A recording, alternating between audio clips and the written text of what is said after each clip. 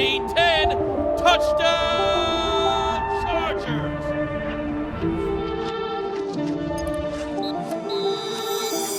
What's up, guys? Welcome into a brand new episode of Chargers Weekly. We are presented by Splitero. As always, joined by the voice of the Chargers, Matt Money Smith. And Money, they got us again last week. We taped. Then Coach Harbaugh announced the starters were going to play, so we didn't get a chance to talk about that. But we did the pod after Harbaugh's presser today, so we know the starters are not going to play, and Trey Lance is going to start, and Trey Lance is also going to join us on Chargers Weekly. Yeah, and I think we're far enough removed from that game that it probably doesn't benefit us to kind of belabor what was going on there. I think everybody has kind of already been able to process. For those that subscribe to it, you might have watched the film and saw some of the issues that kind of came up. But again, it's a reminder of, we're talking about depth pieces, and we can get excited about depth pieces. But ultimately, it's the starters. And I think as far as the offense is concerned, it was good to see them out there. Sure. It was not good to see them playing against backups. I thought DJ, who, of course, calls the games with me, made a great point even before the ball was in the air to get it started. He's like, I wish they were playing Rams starters. You got too many guys that are trying to make this team, that are looking to make splash plays. They don't know, vets know how to take care of each other. And I think we saw that come to fruition with Ingles' hit on Quentin. No business making that shot. The fact it wasn't flagged was egregious. And I think then you saw him again with KLS. Both should have been flagged. Yeah, so I think I'm sure that coming out of that, it's kind of like, you wonder why these guys don't want to play their starters. It's because if both teams aren't on the same page and communicating, hey, let's play starters for a series and we can get this thing rolling, and it's nothing. I'm not trying to take a shot at those guys. They're trying to make a team. They need to make splash plays that jump out on film, and that's where guys can get hurt. Yeah, Justin was dealing. We saw it. He looked great, and I think a lot of his aggressiveness was just, hey, I know I'm getting one series. Yeah. Let's make the most of it. So we saw that 17-yarder across the middle of the lad, KLS for 29 yards, and that was. How funny was that, by the way, for those that watch us regularly? Like Keandre Lambert-Smith said specifically, you asked him, what's the one thing about Herbert? And he said, well, that you're always open. I think he talked about the first pass. He's like, it zipped by a cornerback's face. I didn't know I was open, and there it was, so I always got to be ready. That was that pass. Yeah, it was. He did not look like he was open, right in stride. And I think the other thing with that too, Chris, is just kind of recognizing the coaches are going to show you, right? And what do they show us? Q goes down. Who's the first receiver off the bench to take his place? It was Keandre Lambert-Smith. So that signals to me that, okay, well, you got Keenan, Ladd, Q, and then the next guy off the bench is going to be Keandre Lambert-Smith. And if Trey Harris is the next guy, he had 6 for 85. Yeah, he had a great game. We were waiting for him to pop. Only had one target in each of the first 2 preseason games. And, the guy we're going to talk to, Trey Lance, found Trey Harris early and often money. Yeah, look, he needed it, I think, because we've seen it. We talked about it. Some guys can just stack days, and they're going to get better and better and better. It's very hard to do that as a rookie. And I think for Trey, he would have these incredible days at training camp, and then, you'd hit a little bit of a valley, and then you want to get to the game where you're stacking days, and your best day is that game, and just the targets weren't there. If you go back and watch the film, you'll see, he's running good routes, he's getting open, he's just not getting the targets. And so I think in this game, the great thing about Trey's game was it was everything. He kind of showed you I can be a full-service receiver. It's a quick slant, and there's 15 yards of yak. It's an out to pick up a first down on a third down. That first pass that Trey connected with him on right when he got on the field, I think it was a 2nd and 10, and I think it was a dig, if I remember right. 12-yarder. Yeah, perfectly executed, and then he's got the go route. It's like, that's what you wanted when they talked about him potentially, they thought, being a first-round talent. Can you do everything? And I think in that setting, he showed, I can do it all. Wide receiver room's looking good. I do not believe Trey Harris practiced today. He was not on the field today. Quentin, I think, was at the beginning of practice. He was out there at the beginning. Yeah, but then I think he took his pads off. So that's not something we have to worry about. Brazil, in a couple of weeks, we can talk about all the starters. But this final preseason game, Money, we know Trey Lance is going to get the nod. Seems like he has the inside track right now for that QB2 role. Yeah. And it's just a question of, are you going to keep 3 on the 53? I would guess no. Just, and I hate saying that. I want him to keep everybody, all 90 guys, so they would have a job. But I think just the way we're starting to do the math in our head, I think I'd be very surprised if they did it. But they did it last year, so, I guess I shouldn't be too surprised. But I think at this point, you just felt it in the stadium. When Trey got on that field, man, there was some juice that came with him when he stepped in that final 2 minutes of the first half. And it's just felt that way throughout the preseason, and it's a competition, and someone's going to win. And I think you're right. I think he's one. You know, I know Coach said that it's going to be a short deal, that he's going to maybe play 1-2 series, and then DJ is going to get the majority of our DJ Uiagalelei is going to get the majority of the snaps in that game. And I think it's an opportunity where someone's going to make the team. And, last year, Tony Jefferson made the team against Dallas in that last preseason game, so we've seen it happen before. And I think there's probably a couple players that you could circle that have that opportunity. But, man, it's a deep team, and it's been the toughest exercise for me to try to, not that anybody cares, to put my 53 together. Where do you start? Like, a running back, I think, is something that will have actually implications week 1 in Brazil, because Omarion Hampton's going to have a running mate, and we don't believe it's going to be Najee Harris at this moment, because if you can't get on the field to practice, I don't know how you're going to get on the field to play against the Chiefs of Brazil. So I'm looking at Rocket Sanders. Kimani Vidal did not practice today. Nyheim Hines is the veteran. I mean, do you try to trade or bring somebody else in, or are you kind of set with the guys that you have in house? Yeah, for me, it's just a question: is it 3 or 4? Based on the rest of the roster, and I think that's where I'm having the biggest struggle. Is normally I'd be like, oh yeah, it's 4 backs, and now I'm like, okay, is it 3 backs and you're keeping Tucker Fisk? Because if Will Dissly goes down, are you comfortable in a Greg Roman offense of having Tyler Conklin or Oronde Gadsden be your blocking, with those blocking responsibilities? So I think that's the sort of stuff that I'm talking about when you're trying to put this roster together. It should be 9 offensive linemen. After watching that Rams game, I'm like, okay, who are the 9 offensive linemen? It was a tough deal in that game. So how do you find those last 2 offensive linemen beyond 6 and 7 that you feel comfortable making this team, if it means sacrificing somebody else that you think is maybe a better player? So that's the sort of stuff I'm talking about. It's like, I can make a case for 6 off-the-ball linebackers. That's not with the return of Delshon Phillips. Like, that's not going to happen. So that's the kind of thing I'm trying to figure out. Chargers Weekly is presented by Splitero, helping homeowners access their home equity with no monthly payments. Splitero offers home equity investments, a better way to access the cash you need from your home without getting to go through a bank. Get a lump sum of cash in exchange for a share of your home's future value. Pay off debt, renovate your home, and better your life. Get your free cash estimate at splitero.com/Chargers. We've also seen a lot of kind of back of the roster trades over the last couple of days. Harrison Phillips getting traded to the Jets, the wide receiver from the Broncos going to the Saints for like a pick swap. And we saw Joe Ortiz last year get Elijah Molden late. We saw T.R. Tart come in kind of middle to late in camp. I wouldn't rule out a Joe Ortiz trade or two going into that 53-man cutdown. No doubt. When you've got depth and another team is lacking, then that's what you're trying to find. Is there a partner out there that likes what they see from one of these off-ball linebackers, and then you can get value instead of just trying to sneak them through the practice squad? They get claimed. Can you find an offensive lineman? Is there a team that has an extra, which is very rare in the NFL? It's probably not likely, but that's maybe something that you could find out there for certain. And look, if he didn't do it last year, there wouldn't be any reason to talk about it, but he did. He found T.R. Tart, he found Elijah Molden, and man, did it pay off in spades. So same with Caleb Murphy, who's going to make this team, by the way. I don't think there's any question that he's going to make this team. And now we're talking about 5 edge rushers, instead of 4, because he's certainly outplayed Kyle Kennard up to this point, and edge rushers are a premium, so there's no way he makes it through on the practice squad. And that's the last point before we get to Trey Lance is just defense is like, all right, who's the 5th corner? Who's going to make it in the linebackers room? And is that 5th edge going to be Kyle Kennard? Do you keep 5 edges? And I guess he's a 4th-round pick. And been able to stay on the field. But it's not a guy you want to give up on. No, young player like Justin Aboigbe last year, who's played really well in that Rams game. And I think we kind of been waiting for him to pop. But they even told us last year, look, this is a guy that's going to have to develop, but we believe in the traits. We believe in the production that he had. He's just maybe a step away. And I think you could make that case for Kennard. His former SEC Defensive Player of the Year. He's got the traits. He's a big dude. And maybe he's just not quite ready. And he's like a Aboigbe, where he's inactive on a lot of game days, but you just continue to develop and you feel good about him in year 2 of this 4-year draftable plan. Yep.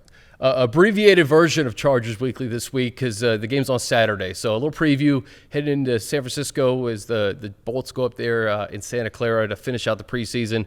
Next week, we'll dive into that 53 for Indeed. real and then get to Brazil. It'll already be done, so we'll figure out what it is. Yeah, we'll talk about it. We'll get Popper on. There you go. Popper loves to talk about this 53-man roster. All right, here's Trey Lance, and it was a really good interview.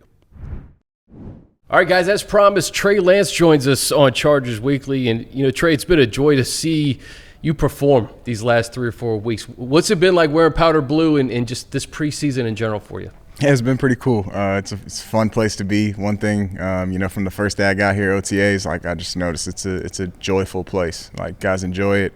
I'm sure a lot of it's from Coach Harbaugh and the way he operates and functions and runs the team, but it's a joyful place to be. I've had a ton of fun this preseason and getting to play with some pretty good guys, so it's been fun. How'd you end up here? Kind of what made you get out here to the Chargers?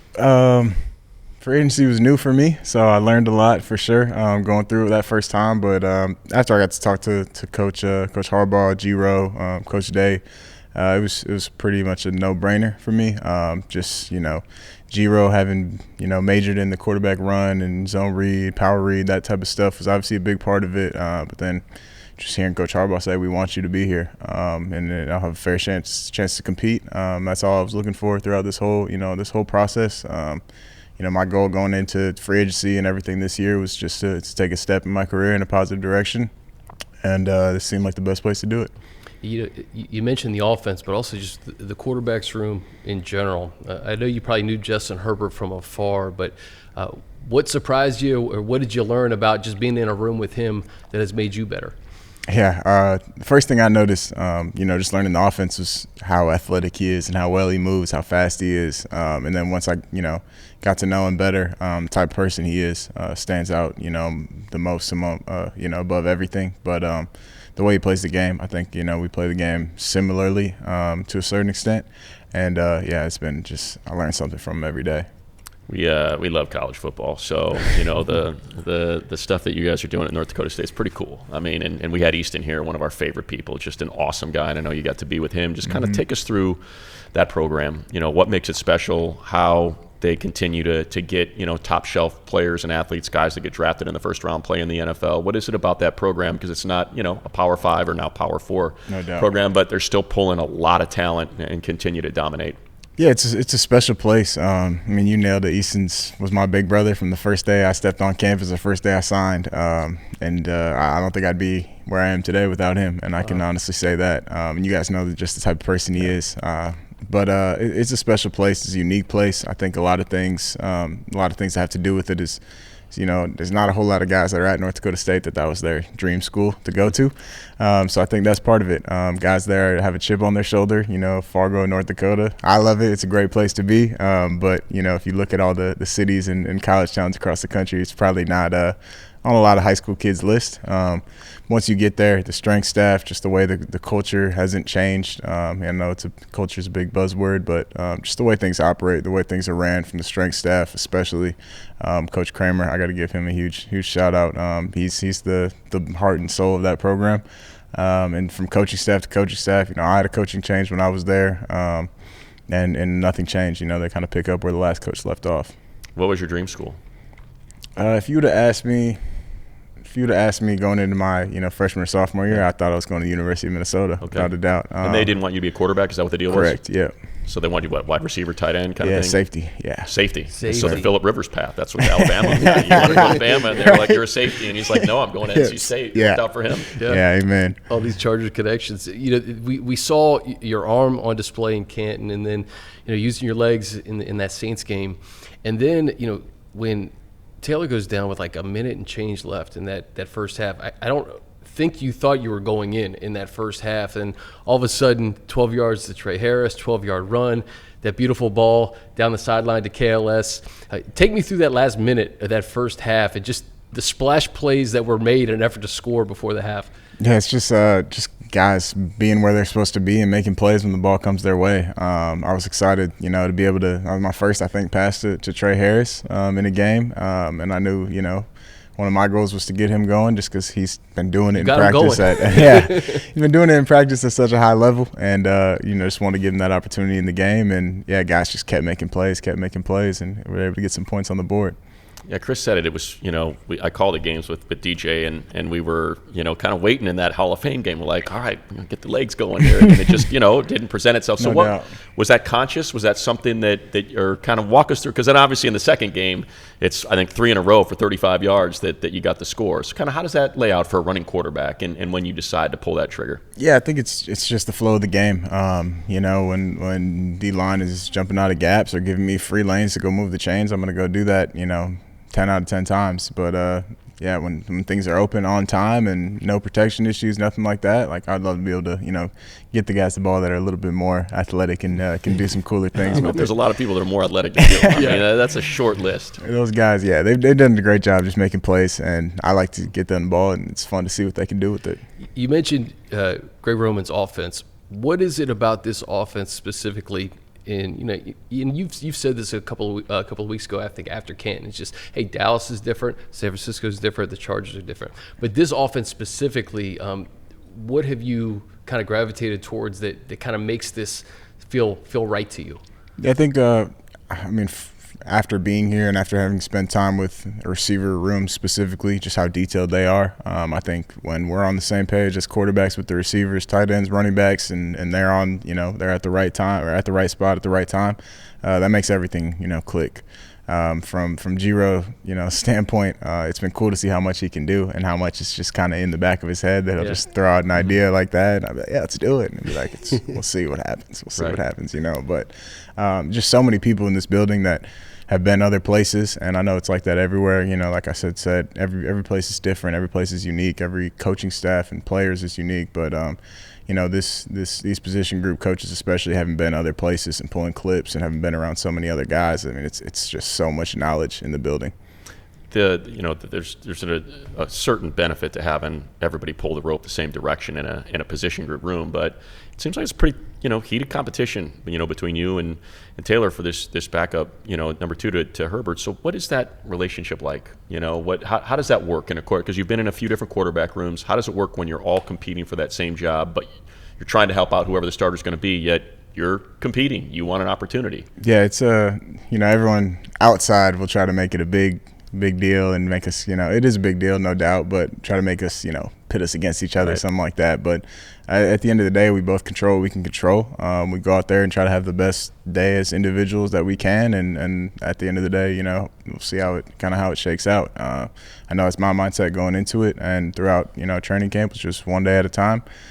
Make a mistake, turn the page, do something great, turn the page, and just keep stepping, like one day at a time, one play at a time, and control what I can control. Anything else outside of that, I'm wasting my brain power, thinking about that. One thing about the NFL is it's year to year. Wild things happen. You're going to be starting on Saturday against the team that drafted you. What are the feelings going back to Santa Clara and just kind of knowing that you're in the right spot right now? And I'm sure there's a lot of people that helped you along the way to get here. Yeah, no doubt. I don't have a bad thing to say about anyone or anything there. Had a great time, learned a ton. It's where I started out at, where I became an NFL player at. I know it's something to talk about this week, but for me, I guess I'm approaching it like any other game. It'll be exciting and fun to see Brock and see Coach Shanahan and some of the guys that are still there that I played with. I think that's probably the most exciting part about it, is get to talk to them before or after the game. But outside of that, it's ball. It's another game. It's not like it's uncommon, I mean, we've seen it now with Sam Darnold, as he's now going to be the starter up in Seattle and signed a big extension. Same thing with Baker. Yeah. Just kind of, if you don't mind, just kind of what is it that you were looking to get out of this, and kind of what your sort of vision is. It's a one-year deal, and kind of, I know you talked about a little bit earlier about why, but kind of what is your vision for how this year plays out? Yeah, this, one day at a time and one goal at a time. For me, the first thing was just to be able to be the 2. That's goal number 1. If I can check that one off, then just continue to take steps, learning in my career. I think, like I said, Justin's a great person to learn from. This offense, this staff is great people to learn from. I just continue to take steps forward. I think that was my mindset going back all the way to the end of the season last year, going into free agency, and since I've signed and since I've been here throughout training camp, it's still my mindset. I just want to use this as a stepping stone, whatever that looks like. If I get to play a game or a few games, great. If not, just find ways to continue to get better. You know, Trey, just being a member of this team, Coach Harbaugh, in his press conference earlier today, just talked about how much he loves this roster. And, you know, Money and I were trying to, scratch our heads. Who's going to make the 53? It's a very deep team. The back half of this roster is very deep. From your vantage point, what do you like about how this team is constructed as we get into the regular season? Yeah, it's a little hard having, this being my first year, and coaches and guys are talking about how much certain position groups have improved and things like that, and I'm like, yeah, everyone looks really good. Like you said, it's deep, and I think, no matter where you're at, I think this is a unique situation with how much depth we have. But no matter where you're at, it's always those bubble guys that it's always tough to if you cut them, they're gonna get signed somewhere else, and you'd love to keep them on the team. Yeah. I'm glad I don't have to be the one to make those decisions. But yeah, it's always, I don't want to say pros and cons to everything almost, but it's always a hard time. Like, you try to soak up these last few days with everyone in the room, and then after that, kind of see what happens, see who goes, and be excited for the guys that get signed somewhere else, and be excited also for the guys that were able to get back. We had Coach on kind of right, I don't know, it was the start of like OTAs or something like that, and one of the things we brought up with him was just like the one thing he conveys to the media, and it just seems genuine. It's not, I haven't really necessarily felt it from other coaches. It's like he genuinely feels like he's got a responsibility to his players. Like, I owe them this opportunity to make it, to maximize it, to give them the best. And I think he conveys that well. Just in terms of, it's such a confidence position. Like, it feels like he's a guy that can help build confidence. I don't know if you felt like you needed that, or if players need that. Do players need that? Does that help? Just kind of the way that he operates, the way he speaks, the way he kind of talks about you guys. What does that do for you? Yeah, I think it depends on the person, the effect it has on them. I feel like I was, very confident coming in when I got here, and I was just excited to get an opportunity. I think that was the biggest thing. That's the confidence boost I needed, was for him to look me in the eyes and tell me I got a fair shot to compete. But yeah, the way he goes about everything, like I said, it's such a joyful place. It's hard to hear Coach Harbaugh talk and not smile or laugh or something, Were you aware of the shoulder pad slapping? I wasn't ready for it the first time. No, I wasn't. But it's pretty cool. And I think he approaches everything, and he said it the other day, actually, how he approaches things, like how would he want it if he was a player. And I think that stands out, a lot, just being around him and everything he does, everything he talks about. He'll get up in the middle of the quarterback room and demonstrate it, and see like how does it feel to me, like would I like this.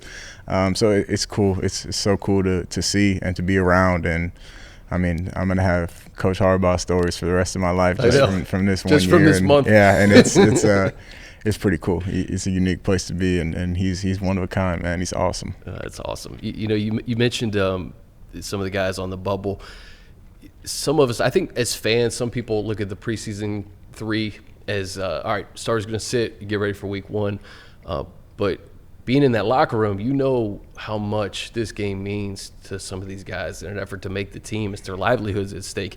Do you feel a sense of responsibility starting that game with the guys around you that are looking to make this team, like, hey, all right, I got to get this person the ball, or I got to make sure I show out for this person?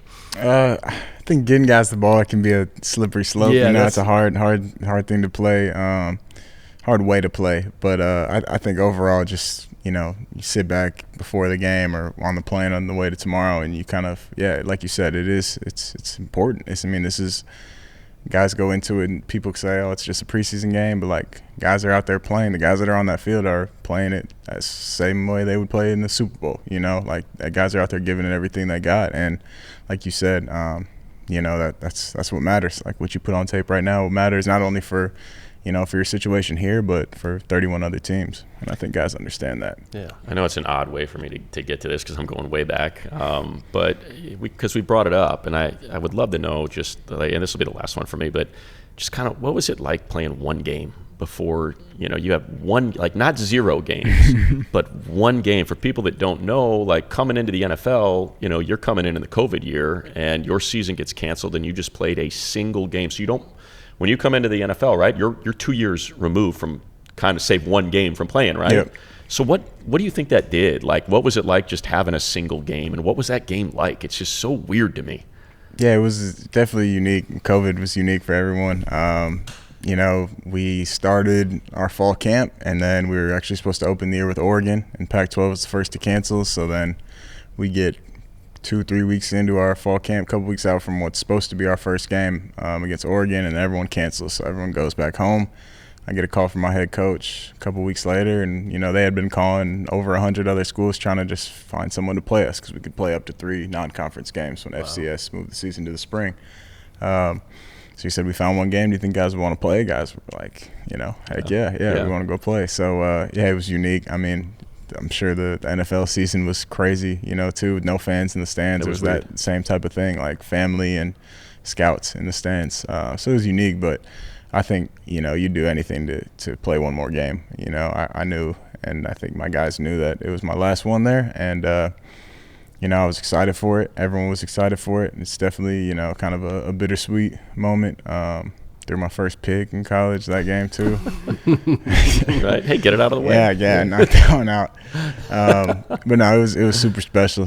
Just to, it's pros and cons to everything, but be able to know this is your last one, it was pretty cool to be able to go out one more time with those guys. What was it the year? Was it 24-14? What was it? How many touchdowns, passing, running? I couldn't tell you. Really? No, you don't know? I have no idea. I think it was 24-14 and no picks, because I want to say it was almost 3,000 yards passing, but 1,400 yards rushing. And it was crazy. He's like, just crazy. If you say whatever you say, you got it. Normally everybody knows exactly. You can give me the rundown of exactly what you had per game. That's wild.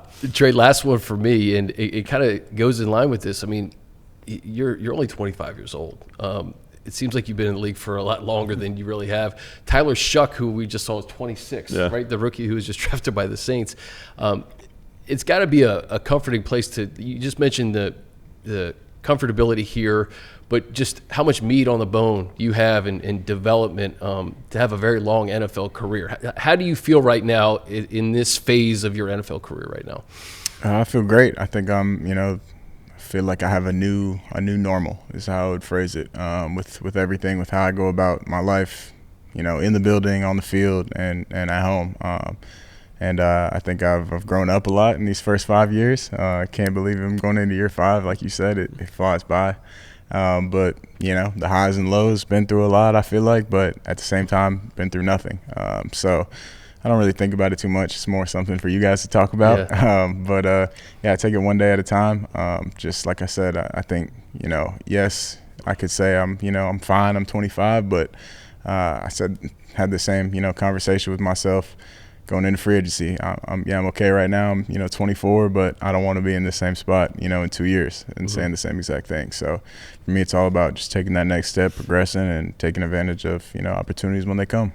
I think you were supposed to play Tyler Shuck in that game. I think he was the starter at Oregon in that one game that they canceled. I'm legit. I think he was, right? I think he was. Yeah. Just to put it in perspective. That's what we're talking about. Full circle, man. Well, hey, we have been talking a lot about you, all good stuff the last month, and we look forward to seeing you on Saturday. No doubt. Keep it rolling. Thanks, guys. Thanks, Trey. All right, for Trey and Money, I'm Chris. This has been Chargers Weekly.